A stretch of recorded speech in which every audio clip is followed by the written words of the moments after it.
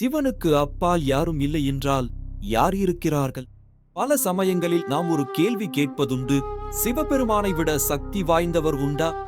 சைவ சித்தாந்தத்தின்படி சிவபெருமான் மட்டுமே பரம்பொருள், அதாவது அனைத்து உலகங்களுக்கும் மூலப்பொருள், முழுமுதற் கடவுள். இதை புராணங்கள் எப்படி விளக்குகின்றன தெரியுமா? படைப்புக் கடவுளான பிரம்மாவும் காக்கும் கடவுளான விஷ்ணுவும் தங்கள் சக்தி குறித்து விவாதித்துக் கொண்டிருந்த போது யார் பெரியவர் என்ற கேள்வி எழுந்தது. அப்போது ஓர் அதியற்புதமான ஜோதிர்லிங்க வடிவம் விண்ணையும் மண்ணையும் கடந்து தோன்றியது.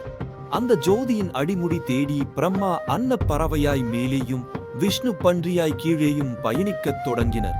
ஆயிரக்கணக்கான ஆண்டுகள் பறந்தும் பயணித்தும் அவர்களால் அந்த ஜோதியின் முடிவையோ அடியையோ காண முடியவில்லை. இது சிவபெருமானின் எல்லையற்ற தன்மையை உணர்த்தியது. சோர்வுற்ற அவர்கள் இருவரும் தங்கள் முயற்சியை கைவிட்டனர். அப்போது அந்த ஜோதியின் நடுவில் சிவபெருமான் தன் முழு வடிவில் தோன்றி தான் படைப்பு, காப்பு, அழிப்பு ஆகிய முத்தொழில்களுக்கும் அப்பாற்பட்டவர் என்றும் அனைத்திற்கும் மேலான பரம்பொருள் என்றும் உணர்த்தினார். அவர் எந்த காலத்திலும் இல்லாதவர், அழிவற்றவர்.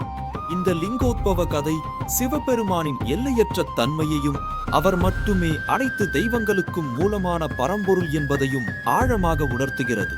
உண்மையில் அவரை விட சக்தி வாய்ந்தவர் எவரும் இல்லை.